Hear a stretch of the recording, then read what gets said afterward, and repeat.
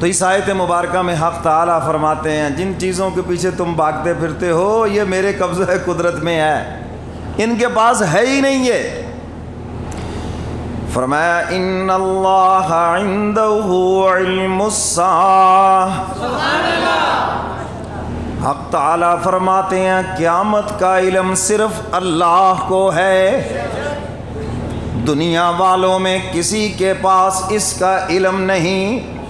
ہاں اس کی نشانیاں اپنے محبوب کی زبان مبارک سے نکلوا دی ہیں، بتا دیا جب یہ نشانیاں تمہارے سامنے آ جائیں سمجھ لینا قیامت قریب ہے، قیامت تمہارے سر کے اوپر کھڑی ہے۔ لیکن فرمایا قیامت کب آئے گی اس کا علم نہ انبیاء کو ہے، نہ صحابہ کو ہے، نہ ولی غوث کتب ابدال ان کو ہے، بلکہ قیامت کا علم صرف اللہ کو ہے۔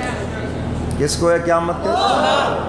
سائنسدان بھی دعوے کرتے پھرتے ہیں جی لگتا ہے جی یہ دنیا سمٹ جائے گی، فلاں ہو جائے گا، فلاں ایسے ہو جائے۔ ایک مرتبہ تو وہ زیر زمین گھس گئے، بھئی قیامت آئے گی تو بچے گا کون؟ کوئی بھی نہیں بچے گا۔ اور اگلی بات سن لیں، قیامت آنی ہے بروں پر، اچھوں پر قیامت ہی نہیں آنی۔ یہ خدا کا احسان دیکھیں، فرمایا جب تک ایک بھی اللہ اللہ کرنے والا دھرتی پہ موجود ہے قیامت نہیں آئے گی، اور جب ایک بھی خدا کا نام لینے والا نہیں رہے گا سارے باغی ہو جائیں گے، سارے ہی نافرمان ہو جائیں گے، تو فرمایا اس وقت قیامت آ جائے گی۔ بروں پہ قیامت آنی ہے، اچھوں پر تو آنی ہی نہیں ہے، وہ ہوں گے ہی نہیں، وہ تو پہلے ہی چلی جائیں گے قبروں میں۔ تو اس لیے جو ایمان والے ہیں تمہیں تو ڈرنے کی ضرورت ہی نہیں ہے، تم پر تو آنی نہیں ہے۔